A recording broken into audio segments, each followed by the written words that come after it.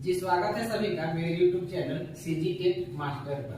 तो आज हम देखने वाले हैं लेव वाइगोत्स्की के बारे में। लेव वाइगोत्स्की कौन थे, कहाँ के थे और इन्होंने क्या सिद्धांत दिया हुआ है और हमारे सिलेबस में इनका कितना, इनके टॉपिक से लेव वाइगोत्स्की से कितना नंबर आता है, आज इसको हम देखने वाले हैं। इनके क्या क्या इन्होंने कॉन्सेप्ट या सिद्धांत दिया है। तो बात करें तो लेव वाइगोत्स्की ये रसिया के थे। कहाँ के थे? ये रसिया के थे और इन्होंने एक बुक भी लिखा है। ठीक है, इनका एक बुक भी है और बुक का नाम है, पहला तो ये रसिया के थे और इन्होंने एक बुक लिखा है। बुक का नाम है लैंग्वेज एंड थॉट। मैंने कहा एक बुक भी लिखा है इन्होंने, बुक का नाम है लैंग्वेज एंड थॉट। ये इनका बुक का नाम है और ये रसिया के थे। इन्होंने जो अपना सिद्धांत दिया है सामाजिक सांस्कृतिक विकास का सिद्धांत, इनके सिद्धांत का नाम है सामाजिक सांस्कृतिक विकास का सिद्धांत। तो ये जो थे वाइगोत्स्की जो थे, इन्होंने जो अपने सिद्धांत में बच्चे के विकास के बारे में बताया है कि बच्चे का विकास किस प्रकार से होता है, बच्चे किस प्रकार से वो सीखता है। अगर देखें तो लेव वाइगोत्स्की रचनावाद से संबंधित हैं। ये रचनावाद से संबंधित हैं, रचनावादी शाखा के अंतर्गत आते हैं वाइगोत्स्की। ठीक है, रचनावाद के अंतर्गत आते हैं और रचनावादी जितने भी हैं उनका ये कहना है कि बच्चे जो हैं अपने ज्ञान का निर्माण स्वयं कर सकते हैं। बच्चे जो हैं अपने ज्ञान का निर्माण स्वयं कर सकते हैं। तो इनका कहना है कि जो बच्चे जो हैं वो अपने समाज और संस्कृति से सीखते हैं। अपने समाज में क्या, समाज में कौन कौन से होते हैं, समाज में होते हैं उनका परिवार होता है, परिवार के सदस्य होते हैं, उनका शिक्षक होता है, उनके दोस्त होते हैं। तो इनका कहना है कि बच्चा जो है अपने शिक्षकों के द्वारा तो सीखता ही है, साथ में क्या है अपने माता पिता से भी सीखता है और साथ ही साथ अपने साथी समूह से भी सीखता है। तो इनका कहना है कि बच्चा जो है वो सीखता है अपने साथी समूह से। मैंने लिखा MKO, मैंने कहा MKO क्या होते हैं ये, मोर नॉलेज एवं अदर। हिंदी में ज्यादा ज्ञानी दूसरा। इनका कहना है कि बच्चे जो हैं सीखते हैं। ठीक है, किससे सीखते हैं, किनकी सहायता से सीखते हैं, मोर नॉलेजेबल अदर। इसका अर्थ है ज्यादा ज्ञानी दूसरा। बच्चा जो है हमेशा अपने दूसरों या अपने बड़ों की मदद से क्या है जल्दी सीखता है, ऐसा इनका कहना है। MQ में कौन कौन आएंगे, MK में आएंगे उनका टीचर आएगा, बच्चे क्या है उसके पेरेंट आएंगे और उसके पीयर्स मतलब होता है साथी समूह। तो बच्चा किससे सीखेगा भाई, बच्चा सीखेगा अपने शिक्षक से, अपने माता पिता से और अपने साथी समूह या दोस्तों से भी सीख सकता है। तो इनका सिद्धांत इसी पे बल देता है कि बच्चे जो हैं समाज में क्या है अंतः क्रिया करके सीखते हैं। समाज के साथ और समाज में जो व्यक्ति होते हैं अपने माता पिता, शिक्षक और साथी समूह, उनके साथ अंतः क्रिया करके सीखते हैं, ऐसा कहना है वाइगोत्स्की का। और फिर उन्होंने कुछ कॉन्सेप्ट भी दिए हैं अपने सिद्धांत। तो क्या है, एक है ZPD। इसका होता है जोन ऑफ प्रोक्सिमल डेवलपमेंट, जिसे समीपस्थ या निकट विकास का क्षेत्र कहते हैं। और इन्होंने बताया है स्कैफोल्डिंग, इसे कहते हैं पाठ ढांचा निर्माण या मचान। और इन्होंने फिर बताया है प्राइवेट स्पीच के बारे में, जो कि भाषा और उनके विकास के सिद्धांत के अंतर्गत आता है। तो अभी देखने वाले हैं ZPD क्या होता है। ZPD zone of proximal development. तो देखते हैं ZPD क्या होता है। ZPD समीपस्थ या निकट विकास का सिद्धांत। एक होता है वास्तविक विकास का क्षेत्र होता है और एक होता है संभावित विकास का क्षेत्र। मैंने कहा एक होता है वास्तविक विकास का क्षेत्र होता है और एक होता है संभावित विकास का क्षेत्र। वास्तविक विकास का क्षेत्र मतलब अभी बच्चे की स्थिति, अभी बच्चे किस स्थिति में है वो। और ये है कि संभावित विकास का क्षेत्र का अर्थ है कि बच्चे इस स्थिति से, जहां भी है अभी इस स्थिति से वो उस स्थिति में आराम से वो जा सकता है। किसकी सहायता से जाएगा वो? MQ के द्वारा, उसके बड़ों के सहयोग से वो अपने वास्तविक विकास क्षेत्र से संभावित विकास क्षेत्र में जा सकता है। तो वास्तविक विकास का क्षेत्र और संभावित विकास का क्षेत्र, इसके बीच का जो अंतर है ये कहलाता है आपका ZPD। मैंने कहा वास्तविक विकास का क्षेत्र और संभावित विकास का क्षेत्र, इनके बीच के अंतर को कहते हैं, गैप को कहते हैं ZPD। और बच्चे जो होता है वास्तविक विकास के क्षेत्र से ZPD परिपक्व विकास के क्षेत्र में जा सकते हैं। कैसे जाएंगे? अपने बड़ों की सहयोग से, मदद से। फिर यहाँ से क्या है, बच्चा संभावित विकास क्षेत्र में भी जा सकता है। तो ZPD क्या होता है?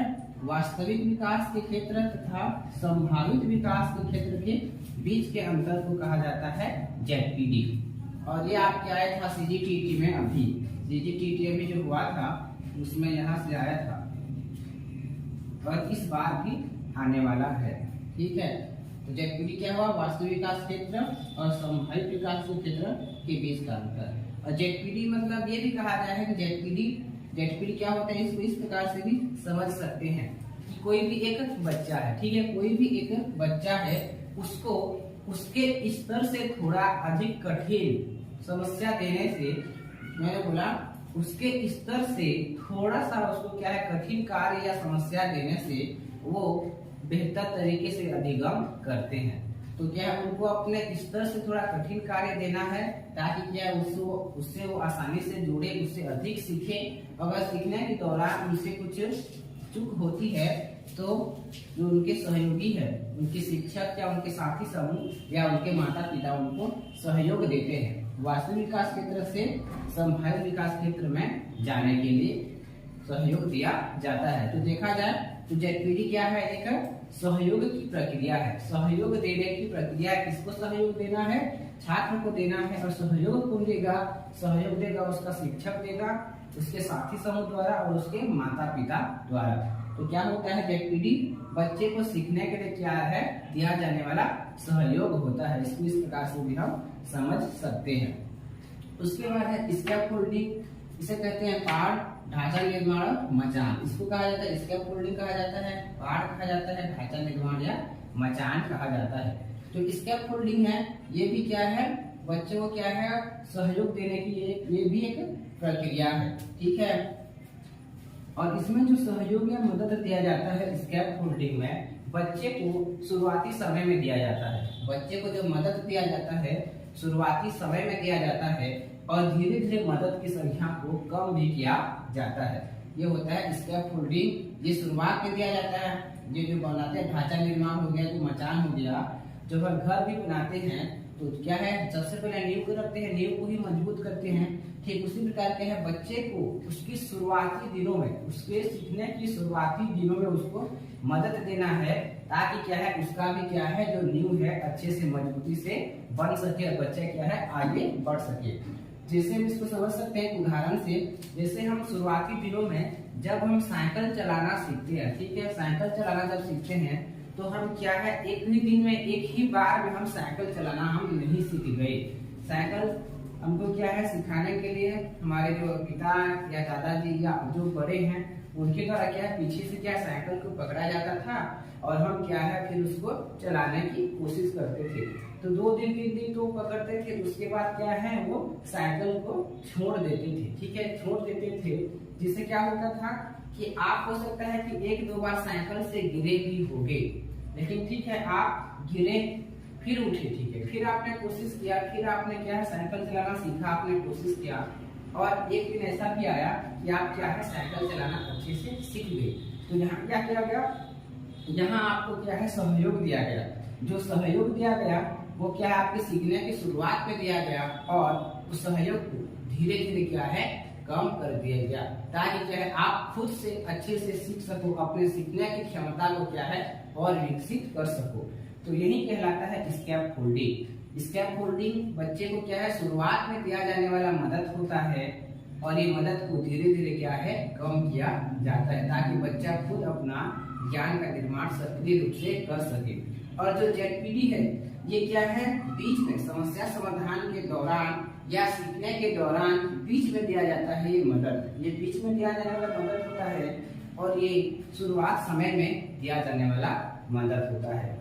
फिर मैंने लिखा है प्राइवेट स्पीच। ये प्राइवेट स्पीच के बारे में भी लेव वाइगोत्स्की ने ही बताया है, और ये वाइगोत्स्की के भाषा और विचार या भाषा और विकास का इन्होंने सिद्धांत दिया है। इसके अलावा भी एक सिद्धांत और दिया है भाषा और विकास का सिद्धांत। तो उन्होंने इसमें प्राइवेट स्पीच या इसको हम कहते हैं वैयक्तिक वाक करके बताया है।